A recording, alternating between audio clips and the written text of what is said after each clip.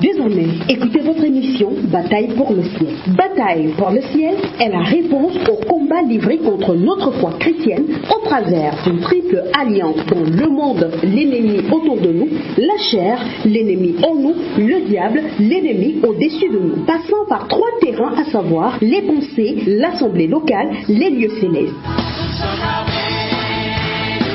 Bataille pour le ciel sera diffusée sur les ondes de Radio Bonne Nouvelle tous les vendredis entre 10h et 11h. C'est une présentation de l'apôtre Sam. Depuis le temps de Jean-Baptiste jusqu'à présent, le royaume des cieux est forcé et ce sont les violents qui s'en emparent. Matthieu 11, verset 12. Pour toute information complémentaire, bien vouloir contacter le 679 52 17 53. Que Dieu vous bénisse.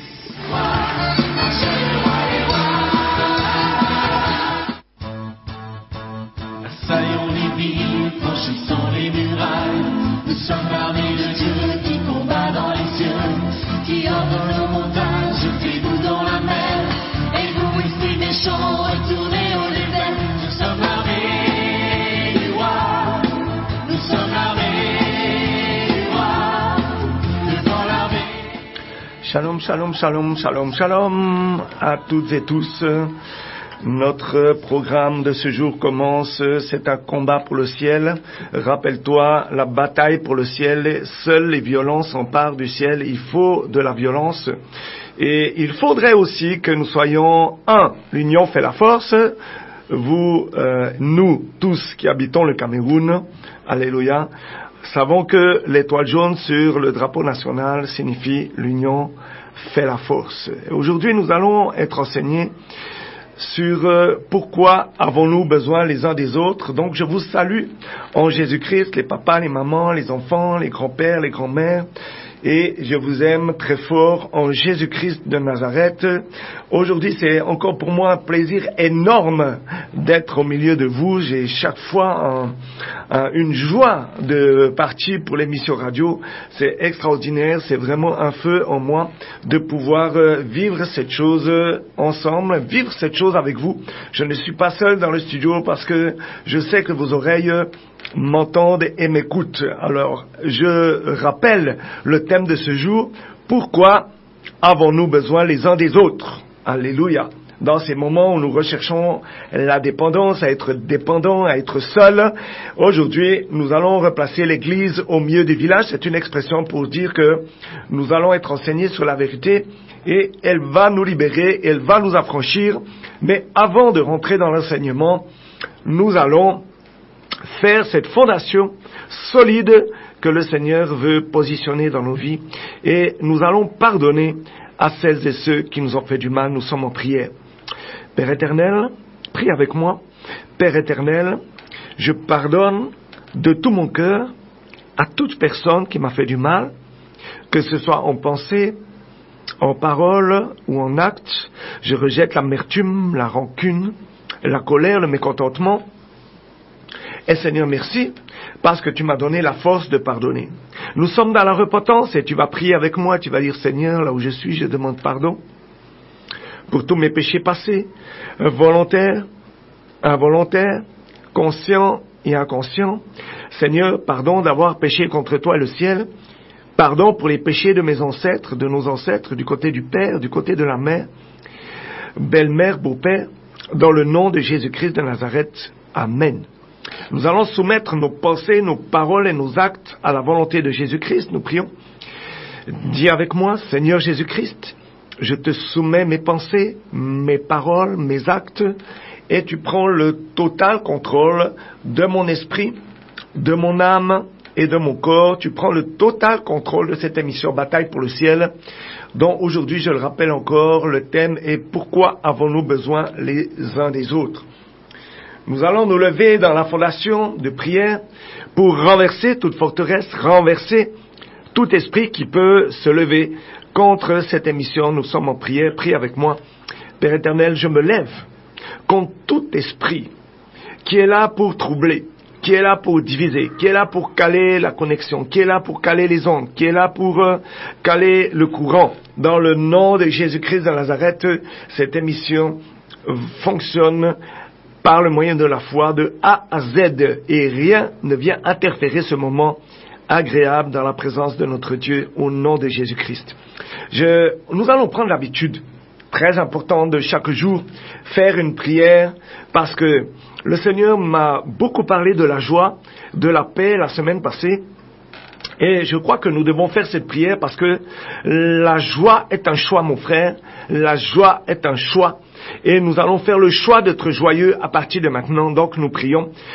Père éternel, prie avec moi. Père éternel, je prends la décision à partir de maintenant. Je fais le choix d'avoir la joie, d'avoir la paix dans cette journée, dans ma vie, dans le nom de Jésus-Christ de Nazareth. Et Seigneur, je fixe mes pensées uniquement sur les choses positives. Et selon ta parole, je rejette les pensées négatives et je les mets de côté. Je discerne ce qui est bien, ce qui est mal, et je retiens ce qui est bien à partir de maintenant, dans le nom de Jésus-Christ de Nazareth.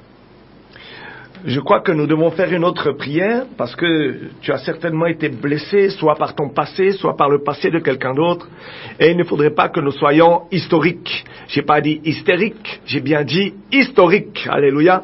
Dieu est contre le comportement historique. Il dit à plusieurs endroits dans sa parole, ne valorise pas ce qui est ancien, ne considère pas ce qui est ancien, oubliez ce qui est en arrière, pensez à ce qui est en avant. Alléluia. Je n'ai jamais vu une voiture avec un chauffeur, un conducteur, à rouler sans accident.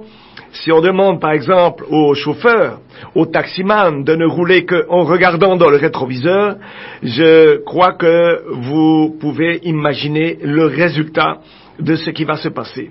Alléluia. Nous n'avons pas à regarder dans le rétroviseur sur ce qui s'est passé dans le passé, mais nous devons tendre en avant, regarder en avant, parce que le passé n'a rien de nouveau à m'apprendre. Tu peux le dire avec moi, le passé, je sors, je ne considère plus le passé, j'oublie ce qui est en arrière, parce que le passé n'a rien de neuf à m'apprendre. Alléluia. Si Satan me rappelle mon passé, je lui rappelle son avenir. Alléluia. Voyons un petit peu, et je rends grâce, je dis merci au nom de Jésus-Christ pour cette fondation. Et nous allons encore nous revêtir de toute l'armure complète de Dieu, nous prions. Père éternel, dans le nom de Jésus-Christ de Nazareth, je suis revêtu de toute ton armure, selon Ephésiens 6, versets 10 à 15, l'armure de lumière, capable d'être puissante et surpuissante par toi-même qui vis en nous. Merci Seigneur, parce que toi-même tu as gagné déjà la bataille pour le ciel, et reste aujourd'hui à ce que je gagne avec toi, Éternel des armées, ce combat, le combat de j'ai besoin des autres pour marquer un but. Par exemple, si on parle du foot, un joueur n'est pas seul sur le terrain, il y a tous les autres qui sont là pour le pousser vers l'avant. Alléluia, si nous parlons d'un attaquant. Alléluia. Revenons un petit peu à j'ai besoin des autres. Au nom de Jésus-Christ, amen, j'ai besoin des autres. Dis avec moi, j'ai besoin des autres, parce que l'union fait la force. Bien-aimés, vivre ensemble pour nous épanouir et nous soutenir dans les moments difficiles est très important. Donc je vais vous parler aujourd'hui de cette notion de vivre ensemble les uns pour les autres. Comme je disais tout à l'heure, on aime notre indépendance et on dit qu'on a besoin des personnes. On n'apprécie pas que quelqu'un vienne nous dire ce que nous devons faire ou ce que nous avons à faire.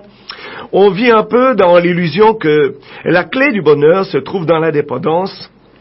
On veut vivre aussi cette liberté dans tous les domaines de notre vie. On parle des finances, de nos relations, nos activités, etc. Cependant, alors que, par exemple, en Occident, les personnes deviennent de plus en plus indépendantes, on parle aussi des femmes, l'émancipation des femmes, dans notre société, cela n'empêche pas que le peuple est malheureux et on voit le nombre de suicides augmenter. Et surtout, autour de l'âge de 25 ans, je prends les chiffres que je connais un petit peu pour la Suisse, le plus haut taux de suicide est dans la tranche d'âge entre 20 et 30 ans. en Suisse, en Occident. Alléluia. Et là, on parle très souvent d'indépendance, de faire les choses seul, je vais y arriver seul. Alléluia. Et on oublie un peu que nous avons besoin de l'autre. Voyons ça dans Romains 12, verset 5. Romains 12, verset 5, et là, nous allons parler dans le cadre du corps de Christ, dans le cadre de l'Assemblée, dans le cadre de l'Église. Il est écrit, Romains 12, verset 5, ouvre avec moi. Ainsi, nous qui sommes plusieurs, nous formons un seul corps en Christ, et nous sommes tous membres les uns des autres. Ainsi, nous qui sommes plusieurs, nous formons un seul corps en Christ, et nous sommes tous membres les uns des autres. Mon frère, nous avons besoin les uns des autres. Dieu dit ici dans ce texte que nous formons tous un seul corps. Il est donc faux de penser que tu n'as pas besoin ou tu as besoin de personne pour vivre. La vérité ici, que nous voyons dans ce texte, est que Dieu veut que tu vives et que nous vivions ensemble, les uns aux côtés des autres, et non pas que nous restions seuls, que nous soyons seuls. Bien-aimés, aujourd'hui, l'union fait la force, donc je ne dois pas chercher à être indépendant vis-à-vis des autres, mais à être interdépendant. Tu pourrais très bien poser la question, mais pourquoi ce sujet aujourd'hui? Parce que nous avons des objectifs à remplir, des objectifs célestes, et ces objectifs sont prévus pour un corps composé de plusieurs personnes. Alléluia. Et les disciples allaient deux par deux annoncer la bonne nouvelle, l'évangile. Bien sûr qu'il est bon de chercher à faire ce que Dieu nous demande, mais on doit le faire aux côtés de notre prochain. C'est un commandement de Dieu. Nous allons voir 5 raisons aujourd'hui pour lesquelles nous avons besoin les uns des autres. La première raison, j'ai besoin des autres pour marcher en communauté. Première raison, j'ai besoin des autres pour marcher en communauté. Ça signifie que j'ai besoin de mon voisin pour grandir spirituellement. Alléluia. Peut-être que tu es étonné, mais Colossiens 2, verset 6. Colossiens chapitre 2, verset 6. Ainsi donc, comme vous avez reçu le Seigneur Jésus-Christ, marchez en lui. Est-ce que vous avez remarqué que dans la parole de Dieu, on compare souvent la vie à une marche? Parce que finalement, notre vie sur terre est un voyage. Nous ne sommes que de passage. Et nous pouvons également comparer notre vie spirituelle à une marche. Alléluia. Le Nouveau Testament nous incite, mon frère, à marcher dans l'amour, dans la lumière, dans la sagesse, dans l'obéissance. Et surtout, de marcher comme Jésus. J'ai un texte qui me vient à l'esprit qui est 1 Jean 2, verset 6. Celui ou celle qui affirme que Jésus-Christ habite dans son cœur doit marcher comme lui-même a marché. Bien-aimé, un chrétien n'est pas destiné à marcher seul dans sa vie. Je ne parle pas du fait d'être célibataire ou marié, parce que beaucoup de personnes ne sont pas mariées, ne vivent pas seules pour autant. Leur vie en communauté est riche. À l'inverse, il existe aussi des couples qui vivent dans une solitude profonde. Ce que je vais vous dire aujourd'hui, c'est que la vie en communauté n'a rien à voir avec le mariage, en tout cas dans l'enseignement de ce matin. Alors, quels sont les avantages de « je veux vivre dans l'union »,« je veux se vivre ensemble ». Tout d'abord, c'est plus sûr, déjà. Hein? Est-ce que vous avez remarqué que combien une rue, quand vous êtes le soir et que la nuit est tombée, vous êtes dans une rue sombre et il n'y a personne en pleine nuit et ça peut être inquiétant, il peut y avoir un brigand, il peut y avoir un voleur, alléluia. Mais dès que tu vois du monde à tes côtés, tu es rassuré, alléluia. Ensuite, évidemment, ceux qui t'entourent peuvent t'encourager et te soutenir dans les moments difficiles. Imagine que tu participes à un marathon, que tu cours et au bout d'une heure de course, tu sens une pointe dans ton côté qui te fait tellement souffrir que tu as envie de t'arrêter. Mais à ce moment-là, tu vois un de tes coéquipiers avec qui tu fais la course et il vient à ta hauteur et il t'encourage à tenir bon, à résister à la douleur.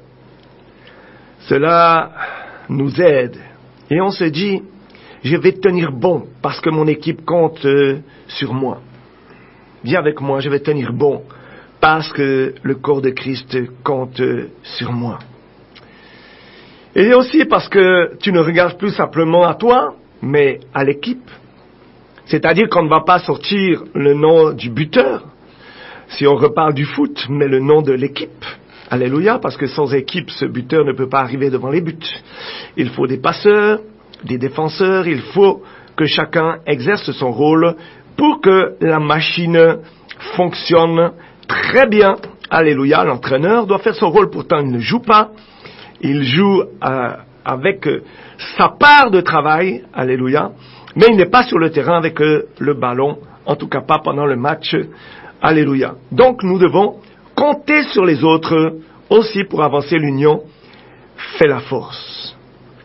Je disais tout à l'heure, parce que tu ne regardes plus à toi, ou seulement à toi, mais à ton équipe, cela te redonne des forces et tu pourras te surpasser.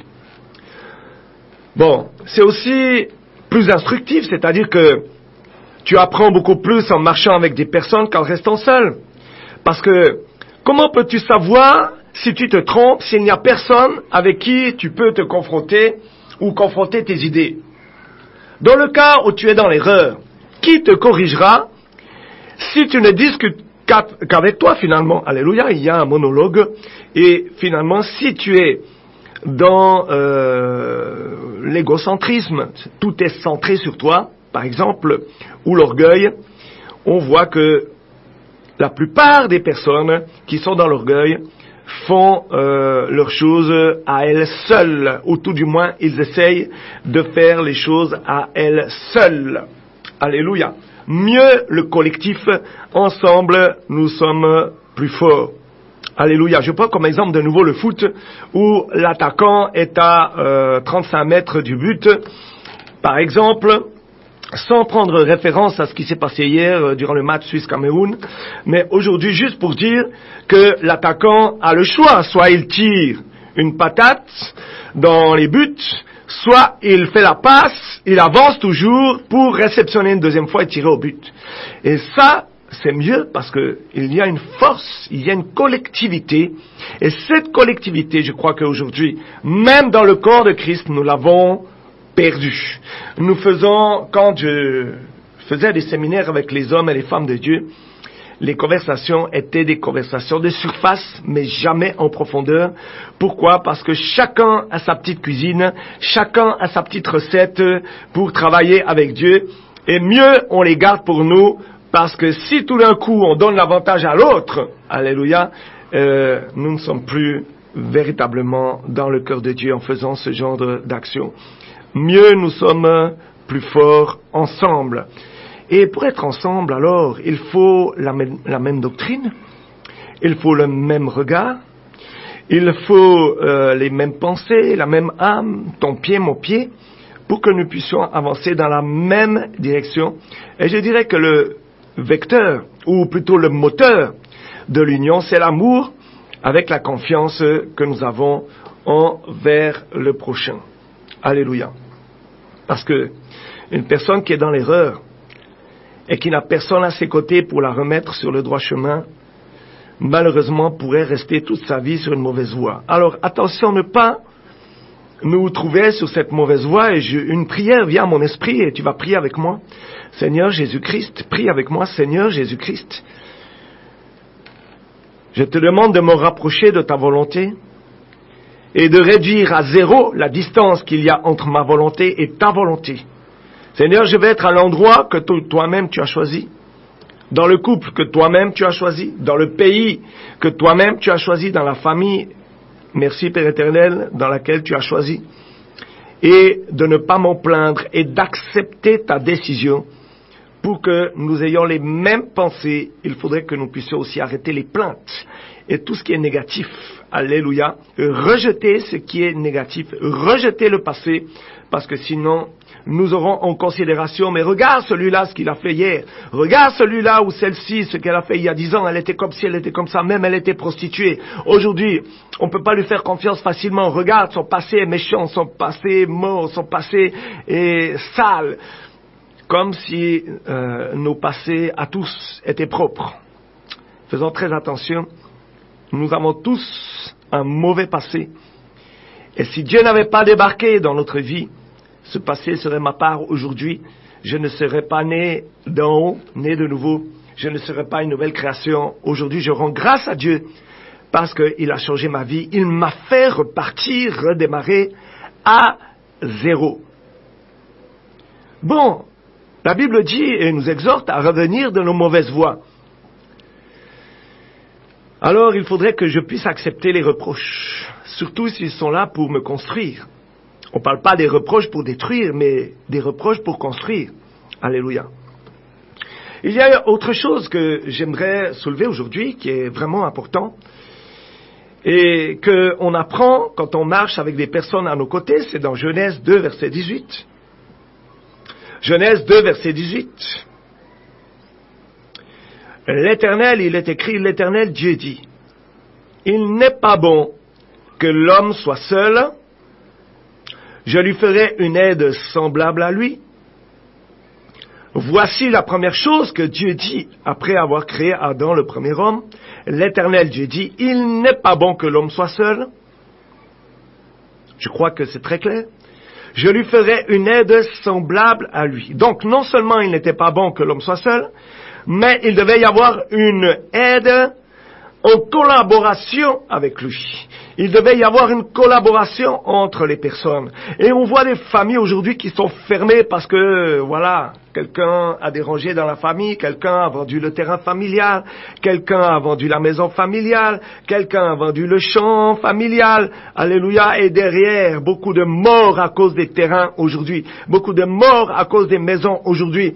Au lieu de s'asseoir et de se mettre ensemble à parler dans la paix et chercher une solution à ces problèmes, alléluia, nous devons prendre des décisions parce que la joie est un choix, la paix est un choix. Je dois demander, Philippiens 4, versets 7 et 8, la paix qui surpasse toute intelligence gardera mes pensées et mon cœur en Jésus-Christ. Alléluia. C'est un texte très important. Je cache mes pensées et mon cœur en Jésus-Christ. Il ne peut plus y avoir d'infiltration dans mes pensées par Satan, la chair ou les sorciers. Nous n'allons pas interpréter ce verset uniquement au travers du mariage, parce qu'on l'a dit tout à l'heure. Il montre en réalité que Dieu déteste la solitude. Et la question qu'on pourrait se poser, comment combattre la solitude aujourd'hui ? Réponse, par la famille. Il y a la famille physique et la famille spirituelle. La première est celle dans laquelle vous êtes né et qui vous permet de grandir dans ce monde. Quand à la seconde, elle dure éternellement. C'est l'Église de Dieu, c'est l'Assemblée de Dieu. Ainsi aujourd'hui, mon frère, Dieu veut que nous soyons connectés à sa famille, à l'Église. Donc, elle est sa réponse à notre solitude. Et il y a aussi le Saint-Esprit, qui est l'Esprit consolateur. Et consolateur, consolation, si on divise en deux ce mot français, et qu'on le traduit du latin, comme veut dire à l'intérieur, seul à l'intérieur, solation à l'intérieur, seul à l'intérieur, il vient en toi pour que plus jamais tu sois seul en profondeur. Voilà le travail du consolateur. Alors si aujourd'hui tu es seul, et que c'est une conséquence qu'on t'a écarté, qu'on ne veut plus parler avec toi, qu'on ne te veut plus même dans ta famille, demande au Saint-Esprit de venir en toi et il viendra te consoler. Tu ne seras plus jamais seul. Alléluia. Dieu, ici dans ce texte, nous montre qu'il n'aime pas la solitude.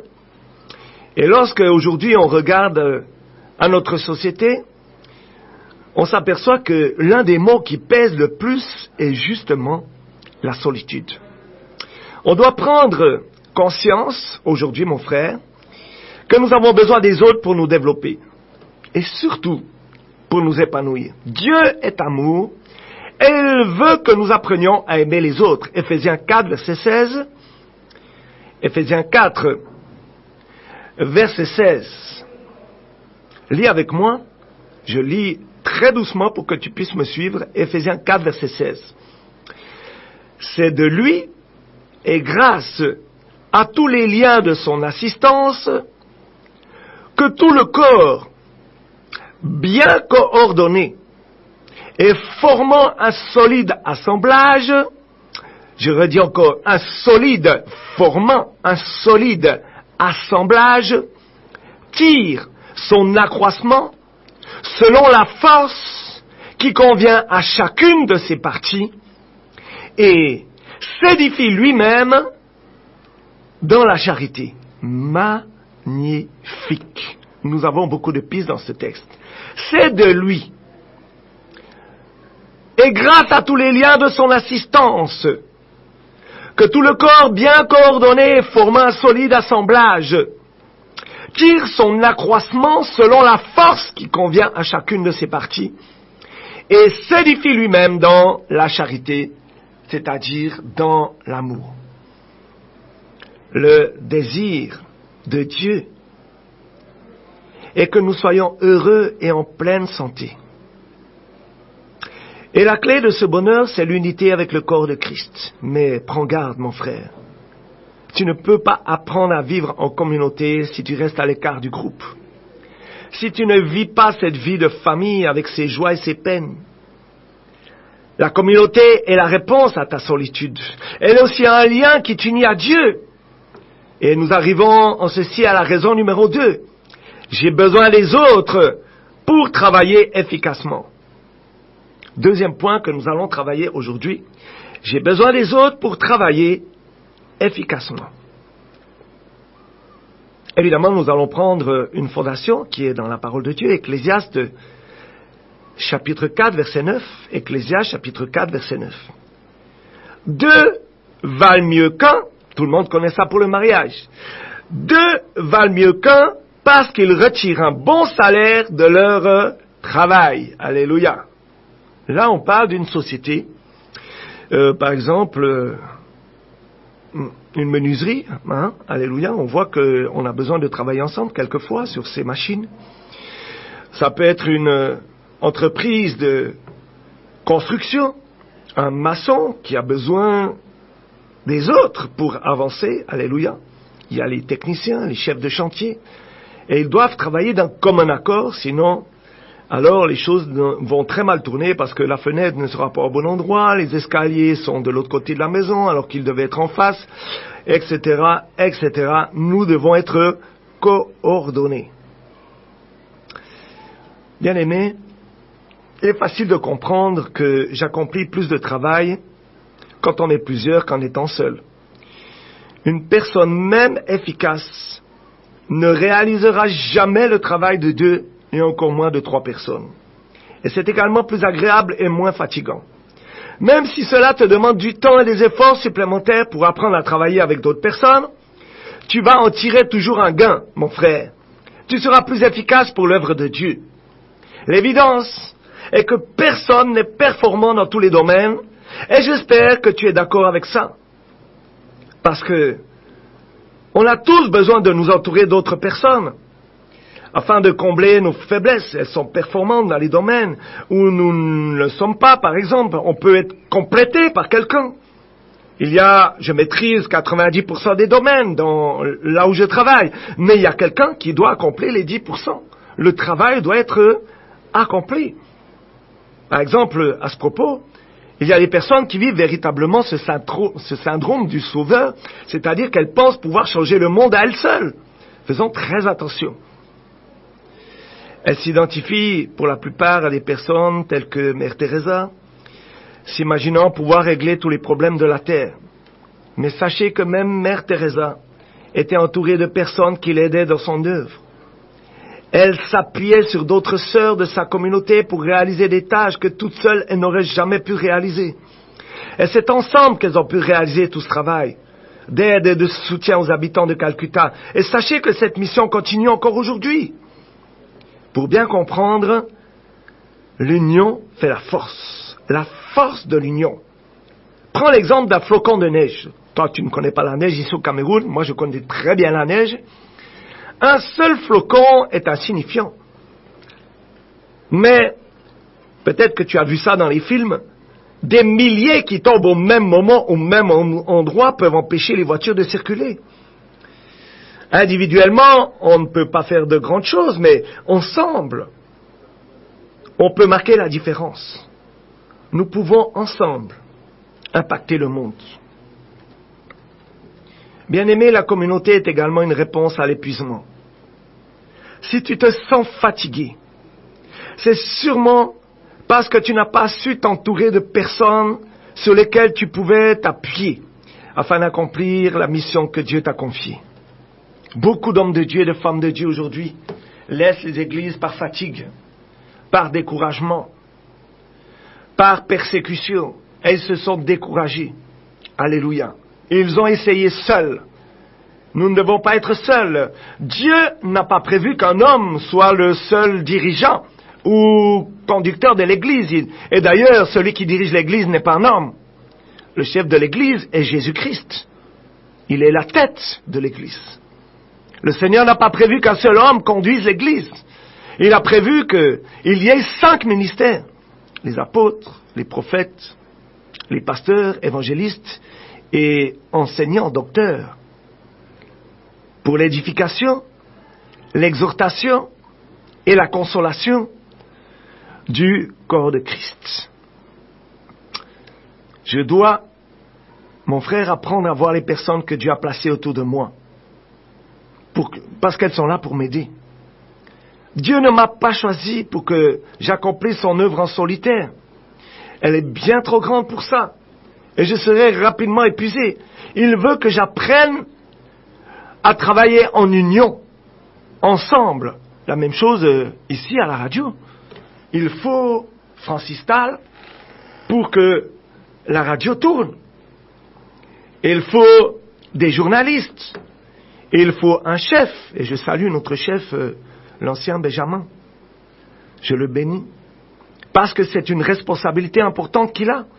S'il fait le travail seul, comment va-t-il faire parler dans le micro et faire les réglages seul? Il faut un ensemble. Il faut un ensemble cohérent. Il faut une union. Et cette union, je le crois et j'en suis certain, est la force de la radio Bonne Nouvelle. Il faut qu'on apprenne à travailler ensemble, mon frère. Et sache que Dieu a déjà placé autour de toi des personnes pour t'aider. Mais il faudrait que tu ouvres les yeux. Regarde autour de toi. Essaie de t'entourer. Et vas-y. Vraiment choisis d'être entouré. Aie le savoir. Aie la connaissance pour t'entourer. Exemple. Il existe cette émission de télévision dans laquelle un jour tout ton appartement est remis à neuf. Ça existe en Occident, hein. On change la peinture, on change les meubles, la décoration. Mais si tu regardes bien, c'est toute une équipe d'artisans qui est à l'œuvre. Ils unissent leurs forces et leur savoir parce qu'il faut relever le défi. Il faut faire face au défi.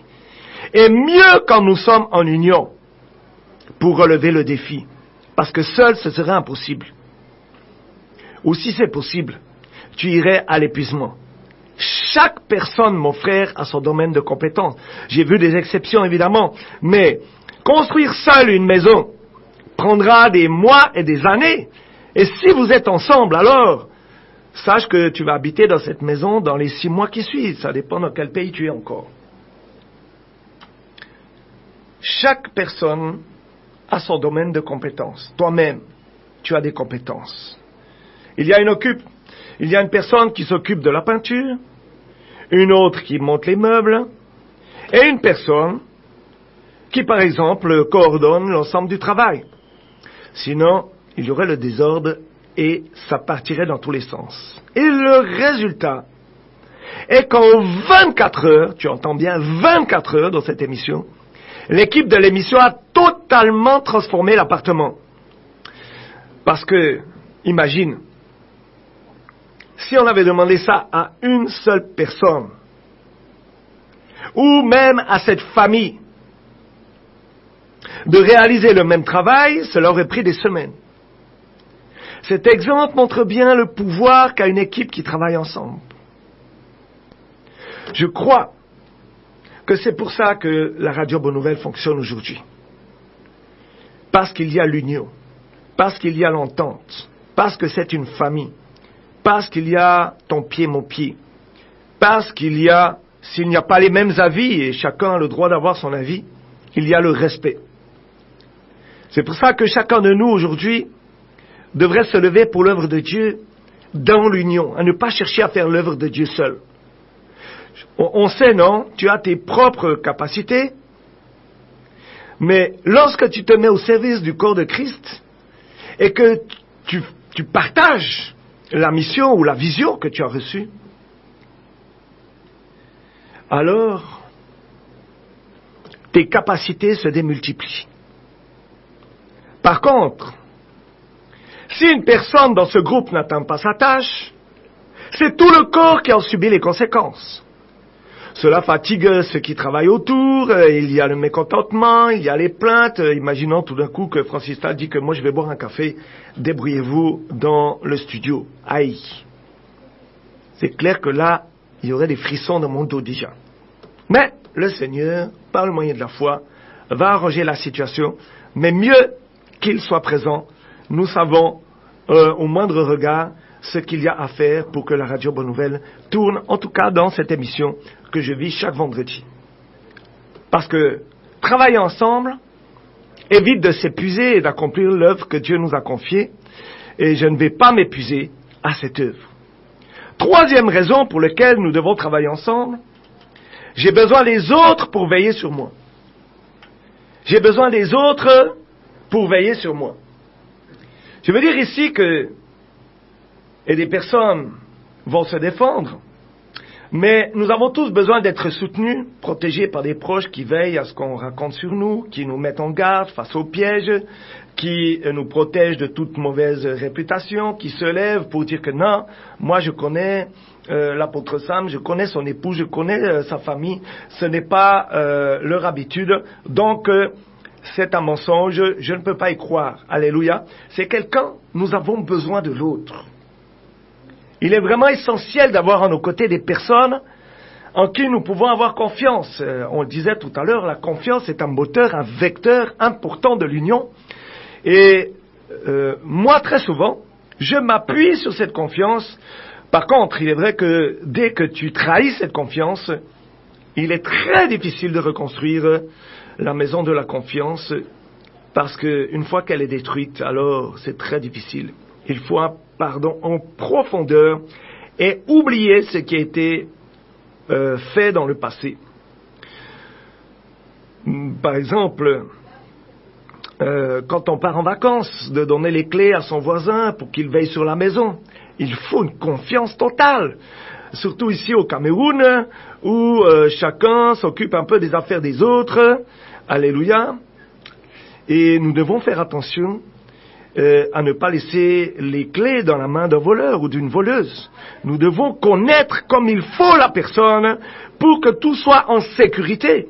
Et on voit ici que l'union, c'est-à-dire la confiance dans cette union, est un facteur très important, un vecteur très important de réussite, que lorsque je rentre de vacances, je trouve ma maison comme je l'ai laissée, et même mieux que la personne, si je pars 1 mois, 2 mois, 3 mois pendant la saison sèche, elle a rétabli, elle a nettoyé ma maison de toute poussière.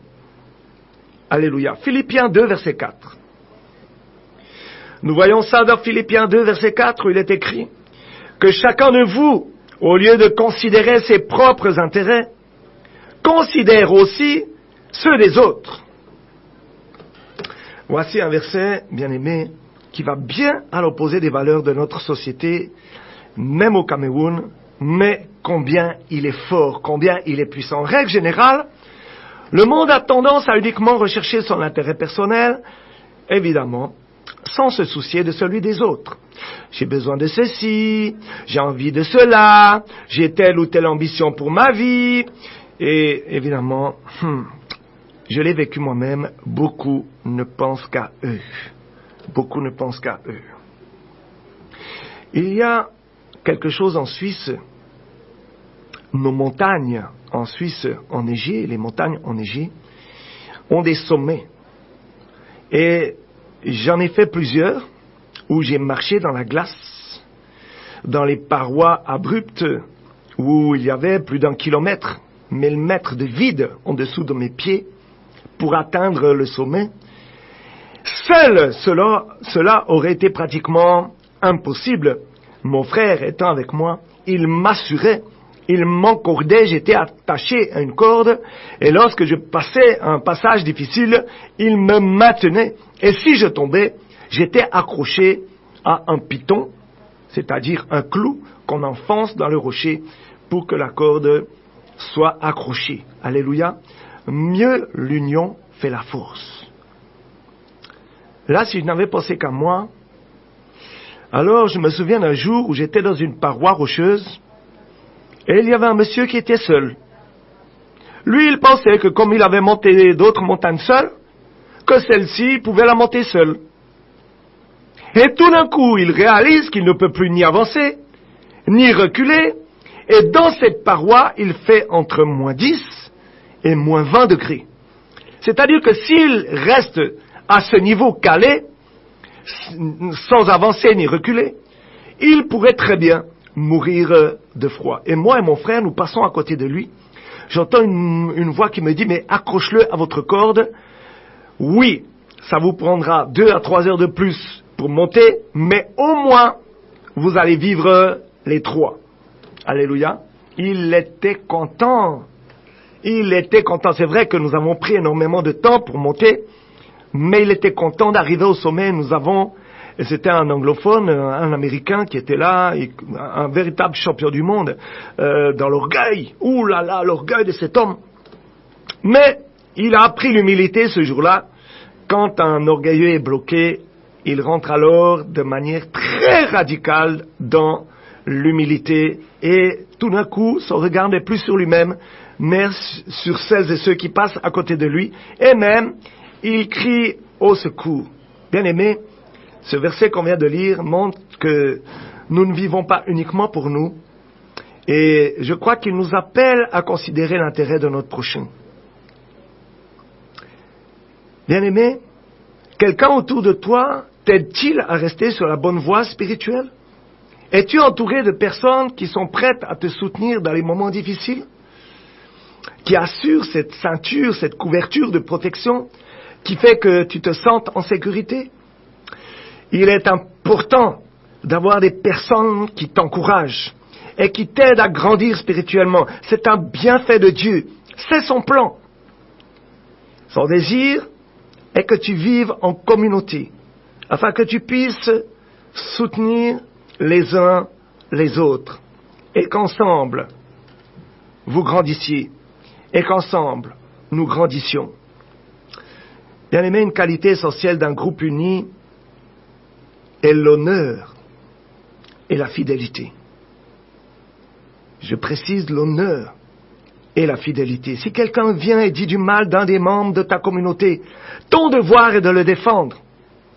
Quand une personne vient te voir et commence à dire du mal d'un autre frère ou d'une autre sœur, moi je l'arrête tout de suite. Parce que le bavardage, comme Gossa et tout le reste, le blablatage, doit être combattu. Je te donne une technique. Si tu parles d'une personne et que tu fais des reproches sur cette personne et qu'elle est absente, non seulement tu fermes ta bouche, mais tu fermes aussi tes oreilles. Tu ne participes pas à ce bavardage. Alléluia. Parce que salir un enfant de Dieu, c'est grave aujourd'hui. Même quand on l'a fait sur moi, quand on a parlé derrière mon dos, j'avais l'impression qu'on m'avait sali. Les brebis doivent défendre leur pasteur, leur ministère, leur apôtre, leur prophète. C'est ça la famille de Dieu. C'est ça la famille de Dieu. Parce que l'entourage d'une personne est très important.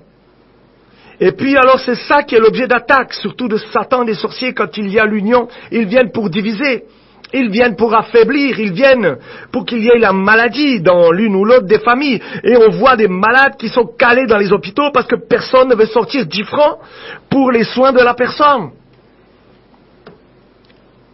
À quel moment nous montrons que nous sommes ensemble, soudés, une famille? Quelle image aura notre famille Si tout d'un coup le voisin apprend que j'ai quelqu'un à l'hôpital que je laisse.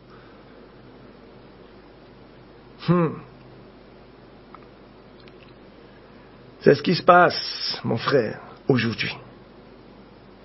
Par exemple, dans les films policiers, lorsque quelqu'un veut faire pression sur un personnage important, plutôt que de l'attaquer directement parce qu'il est protégé par des gardes du corps, elle va menacer sa famille. Lorsque une personne veut obtenir quelque chose de toi et qu'elle n'y arrive pas, elle va alors tenter de passer par tes proches pour avoir ce qu'elle désire. Et ton devoir est de veiller à ces manipulations-là et de mettre en garde ton entourage contre ce risque. Le diable utilise exactement cette méthode. Il sait qu'il ne peut pas atteindre Dieu. Le seul moyen qu'il a de lui nuire, c'est en faisant du mal à ses enfants et à son assemblée. Sa priorité est d'attaquer premièrement la tête, c'est-à-dire Jésus-Christ, mais ensuite, il viendra attaquer les serviteurs de Dieu, les ministères qui sont là pour conduire le peuple. Et s'il résiste, alors, il va attaquer leur entourage afin de les déstabiliser. Satan a toujours attaqué l'union. Mettre l'union fait la force sur un drapeau national est grave et important, dans le sens positif, évidemment. Pourquoi? Parce que Satan va toujours attaquer cette union pour qu'il y ait division. Oh, lui, il est bamileke. Regarde comme il gère l'argent. Certainement, c'est bamileke. Oh, l'autre là, ça en étonne. Regarde comme il gère sa femme. Regarde l'autre. Hey, mon frère, le tribalisme. Heureusement que l'État a mis en place une loi contre le tribalisme. Il ne doit plus y avoir de différence entre nous. Notre sang est rouge.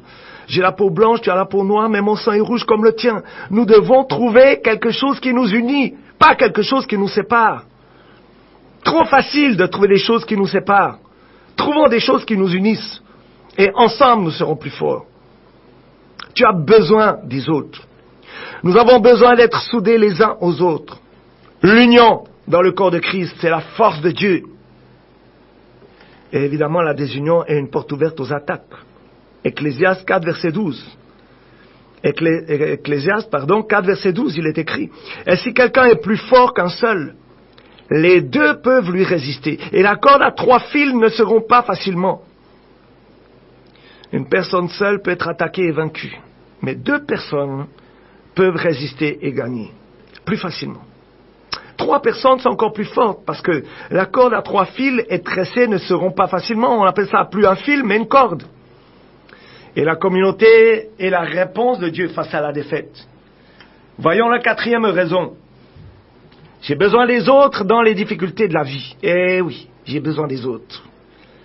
Quand la tragédie frappe ta vie, tu ne peux pas y faire face tout seul. Il y a des situations dans lesquelles il n'est pas normal d'être seul. Je le disais tout à l'heure, une personne gravement malade à l'hôpital a besoin d'être entourée. Imagine l'angoisse qu'une femme peut ressentir lorsqu'elle attend seule un rapport médical sur sa grossesse difficile que l'homme a déjà fui. Ou la détresse d'une personne qui passe seule sa première nuit après le décès de son conjoint. La réalité, mon frère et ma sœur, est que chacun de nous aura à faire face à de telles situations. C'est la vie. Chacun, à un moment donné, chacune, à un moment donné ou à un autre, sera confronté au décès d'un proche, à une mauvaise nouvelle concernant notre santé ou notre entourage. Et dans ces moments-là, on a besoin d'être entouré, soutenu, de sentir du réconfort autour de nous, ne serait-ce que la présence de la personne, d'un être cher. On a besoin des autres. Dis avec moi, j'ai besoin des autres. C'est à moi de construire autour de moi ce groupe de proches à qui je veux être intime et en qui je veux placer ma confiance. C'est à moi de le faire. Tu sais, mon frère, il y a des personnes qui veulent tellement rester seules qu'elles finissent par souffrir de leur solitude. Mais celles et ceux qui auront construit des amitiés auront toujours quelqu'un à leur côté pour les soutenir, pour les porter. Quel est ton choix aujourd'hui? Être indépendant et seul ou être accompagné et soutenu? Bien sûr, je ne parle pas ici d'une relation de couple encore, mais bien de la relation avec les autres, avec la communauté, l'assemblée. C'est la relation que Dieu nous invite à partager dans son Église. On le voit dans 1 Pierre 3, verset 8. Enfin, soyez tous animés des mêmes pensées et des mêmes sentiments, pleins d'amour fraternel, de compassion, d'humilité. Bien-aimés, nous sommes cette famille, et remplis de sympathie les uns pour les autres. Bien sûr, lorsqu'une personne est à l'hôpital, il ne s'agit pas d'aller tous les jours lui rendre visite, mais c'est bien que 4 ou 5 personnes y aillent pour prier pour elle, un jour. C'est ça la famille de Dieu. La communauté, bien-aimés, est la réponse au désespoir et aux coups durs de la vie. Romains 12, verset 15. Réjouissez-vous avec ceux qui se réjouissent. Pleurez avec ceux qui pleurent. Quelqu'un apprend une bonne nouvelle aujourd'hui, on se réjouit avec lui. Quelqu'un d'autre traverse un moment difficile, on pleure avec lui, on le soutient. Permets-moi aujourd'hui, mon frère, de te donner un conseil. Les larmes sont le signe qu'il est nécessaire de prier. Face à une mauvaise nouvelle, il y a un temps où il faut arrêter de pleurer et prier. L'important dans ces moments, c'est la présence, le soutien. Même si la personne a commis une erreur, ce n'est pas le moment de la corriger, mais de l'aider. Quand tu traverses une crise, tu n'avais pas besoin de remontrance, mais de présence. Il te suffit de t'asseoir à côté de cette personne pour qu'elle ressente simplement ta sympathie. Et on arrive à la 5e raison. J'ai besoin des autres pour témoigner avec moi. Qu'est-ce que je veux dire par là? Mon frère, nous avons reçu l'évangile, la bonne nouvelle que Dieu veut que nous partagions avec le monde. Ça fait partie de la mission que Dieu nous a confiée et que nous devons accomplir. Notre témoignage a une puissance. Ils l'ont vaincu à cause de la parole de leur témoignage et du sang de l'agneau dans l'Apocalypse. Mais Dieu nous demande pas de le faire seul et nous dit d'aller ensemble, 2 par 2. Comment être le meilleur exemple pour transmettre l'amour de Dieu à ceux qui ne le connaissent pas? Jean 13, verset 35. À ceci, tous connaîtront que vous êtes mes disciples si vous avez de l'amour les uns pour les autres. Comment avoir de l'amour les uns pour les autres alors que je suis seul? L'amour est une force qui impressionne ceux qui ne connaissent pas Dieu. Ce n'est pas le bâtiment qui les touche, ni le sermon, ni la musique, ni la louange, l'adoration, mais la manifestation de l'amour. Parce qu'en voyant l'amour entre les frères et sœurs, ils peuvent ressentir l'amour de Dieu. Dieu nous attire à lui par son amour. Nous devons œuvrer ensemble pour que le monde reçoive la bonne nouvelle de l'Évangile. En plus, bien-aimé, l'amour renforce les liens de la famille de Dieu. C'est le ciment de l'Église. En conclusion, nous avons tous besoin les uns des autres. J'ai besoin de mes frères et sœurs pour marcher avec eux, pour travailler avec eux, pour veiller avec eux, pour les soutenir dans les difficultés, pour témoigner avec eux. La grande difficulté est que trop souvent nous regardons à nous-mêmes et nous voulons conserver notre indépendance. Tiens avec moi, Seigneur Jésus-Christ. Tu nous as donné un commandement tellement merveilleux, qui est à l'opposé de ce que nous pouvons vivre aujourd'hui, dans une société égoïste, personnelle, qui ne regarde qu'à elle. Une société où chacun ne recherche que sa propre satisfaction. Seigneur, tu nous demandes de nous soucier des autres et d'être participants à la famille de Dieu. Donne-nous de voir en l'autre une personne supérieure, de marcher et de progresser dans ta famille. Au nom de Jésus-Christ. Amen. Peuple de Dieu, c'était l'apôtre Sam qui vous parlait de la part du Saint-Esprit aujourd'hui et dont le sujet était avoir besoin de l'autre. Je vous donne rendez-vous, si Dieu le veut, pour vendredi prochain. Shalom, shalom à toutes et à tous.